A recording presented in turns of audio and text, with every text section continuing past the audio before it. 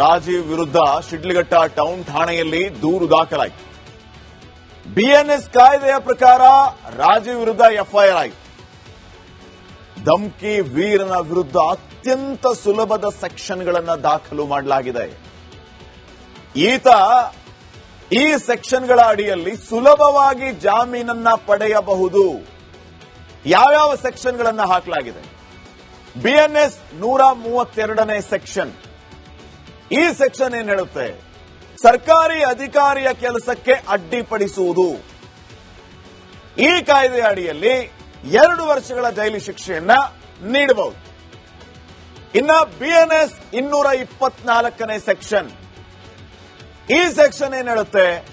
ಅಧಿಕಾರಿಗೆ ಕೆಲಸ ಮಾಡದಂತೆ ಬೆದರಿಕೆ ಹಾಕೋದು. ಇನ್ನ ಈ ಸೆಕ್ಷನ್ನ ಅಡಿಯಲ್ಲೂ ಕೂಡ 2 ವರ್ಷ ಜೈಲು ಶಿಕ್ಷೆ. ಬಿಎನ್ಎಸ್ 352 ಸಮಾಜದಲ್ಲಿ ಶಾಂತಿ ಭಂಗಕ್ಕೆ ಪ್ರಚೋದನೆಯನ್ನ ನೀಡುವಂತಹ ಕೆಲಸ. ಈ ಕಾಯ್ದೆಯ ಅಡಿಯಲ್ಲೂ 2 ವರ್ಷ ಜೈಲು ಶಿಕ್ಷೆ ಅಥವಾ ದಂಡ ವಿಧಿಸುವ ಕೆಲಸ ಆಗುತ್ತೆ. ಇನ್ನ ಬಿಎನ್ಎಸ್ 351 ಸಬ್ ಕ್ಲಾಸ್ 3 ಖಾಸಗಿ ವ್ಯಕ್ತಿಗೆ ಜೀವ ಬೆದರಿಕೆಯನ್ನ ಹಾಕುವುದು. ಈ ಸೆಕ್ಷನ್ ಅಡಿ ಸುಲಭಕ್ಕೆ ಜಾಮೀನು ಪಡಿಬಹುದು. ಅಪ್ಲೈ ಆಗಿರುವಂತಹ ಸೆಕ್ಷನ್ಗಳೇನಿದೆಯಲ್ಲ, ಆ ಸೆಕ್ಷನ್ಗಳ ಅಡಿಯಲ್ಲಿ ಈ ರಾಜೀವ್ ಗೌಡ ಆರಾಮಾಗಿ ಜಾಮೀನನ್ನ ಪಡೆಯಬಹುದು. ಕಾನೂನಲ್ಲಿ ಇದಕ್ಕೂ ಅವಕಾಶ ಇದೆ. ಸೊ ಇಷ್ಟೆಲ್ಲ ಬೆಳವಣಿಗೆ ಆಗ್ತಾ ಇರೋದ್ರ ಮಧ್ಯೆ ಈಗ ಈ ಸೆಕ್ಷನ್ಗಳನ್ನ ಹಾಕಿದ್ದಾರೆ. ಈ ಸೆಕ್ಷನ್ಗಳ ಅಡಿಯಲ್ಲಿ ಆತ 2 ದಿನದಲ್ಲಿ ಆಚೆ ಬಂದರೂ ಆಶ್ಚರ್ಯ ಪಡಬೇಕಾಗಿಲ್ಲ. ಅಂದ್ರೆ ಈಗ 14 ದಿನ ಜುಡಿಷಿಯಲ್ ಕಸ್ಟಡಿ ಇದೆ.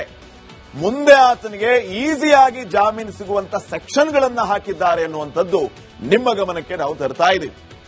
ಇನ್ನ ನೆಕ್ಸ್ಟ್, ರಾಜೀವ್ ವಿರುದ್ಧ ಶಿಡ್ಲಘಟ್ಟ ಟೌನ್ ಠಾಣೆಯಲ್ಲಿ ದೂರು ದಾಖಲಾಯಿತು. ಬಿಎನ್ಎಸ್ ಕಾಯ್ದೆಯ ಪ್ರಕಾರ ರಾಜೀವ್ ವಿರುದ್ಧ ಎಫ್ಐಆರ್ ಆಯಿತು. ಧಮ್ಕಿ ವೀರನ ವಿರುದ್ಧ ಅತ್ಯಂತ ಸುಲಭದ ಸೆಕ್ಷನ್ಗಳನ್ನು ದಾಖಲು ಮಾಡಲಾಗಿದೆ. ಈತ ಈ ಸೆಕ್ಷನ್ಗಳ ಅಡಿಯಲ್ಲಿ ಸುಲಭವಾಗಿ ಜಾಮೀನನ್ನ ಪಡೆಯಬಹುದು. ಯಾವ್ಯಾವ ಸೆಕ್ಷನ್ಗಳನ್ನು ಹಾಕಲಾಗಿದೆ?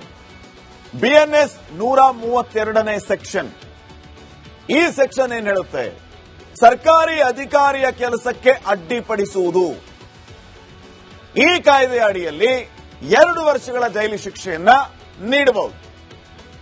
ಇನ್ನ ಬಿಎನ್ಎಸ್ 224ನೇ ಸೆಕ್ಷನ್.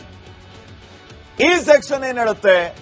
ಅಧಿಕಾರಿಗೆ ಕೆಲಸ ಮಾಡದಂತೆ ಬೆದರಿಕೆ ಹಾಕೋದು.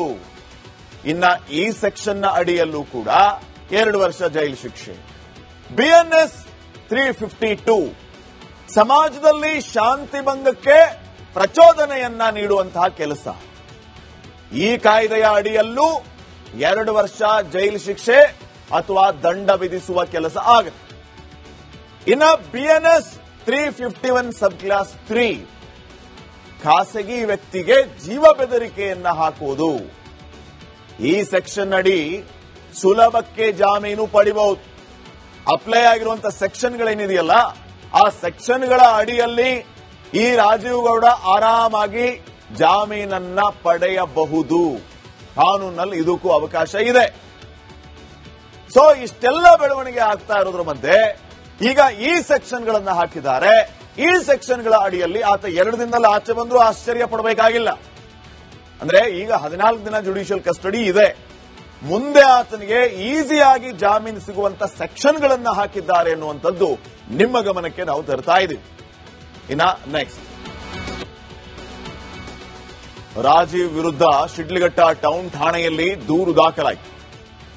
ಬಿಎನ್ಎಸ್ ಕಾಯ್ದೆಯ ಪ್ರಕಾರ ರಾಜೀವ್ ವಿರುದ್ಧ ಎಫ್ಐಆರ್ ಆಯಿತು. ಧಮ್ಕಿ ವೀರನ ವಿರುದ್ಧ ಅತ್ಯಂತ ಸುಲಭದ ಸೆಕ್ಷನ್ಗಳನ್ನ ದಾಖಲು ಮಾಡಲಾಗಿದೆ. ಈತ ಈ ಸೆಕ್ಷನ್ಗಳ ಅಡಿಯಲ್ಲಿ ಸುಲಭವಾಗಿ ಜಾಮೀನನ್ನ ಪಡೆಯಬಹುದು. ಯಾವ್ಯಾವ ಸೆಕ್ಷನ್ಗಳನ್ನ ಹಾಕಲಾಗಿದೆ? ಬಿಎನ್ಎಸ್ 132ನೇ ಸೆಕ್ಷನ್.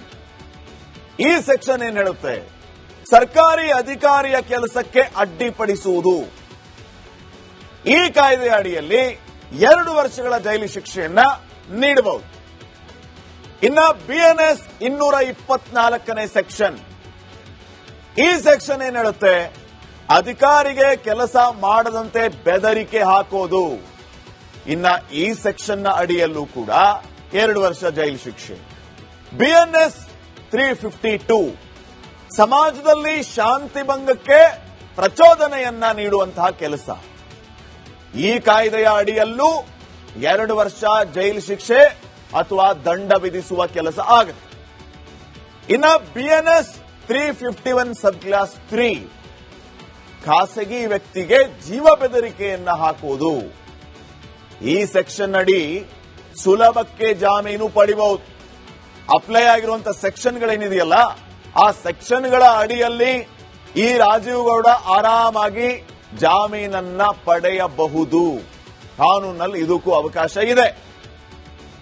ಸೊ ಇಷ್ಟೆಲ್ಲ ಬೆಳವಣಿಗೆ ಆಗ್ತಾ ಇರೋದ್ರ ಮಧ್ಯೆ ಈಗ ಈ ಸೆಕ್ಷನ್ಗಳನ್ನ ಹಾಕಿದ್ದಾರೆ.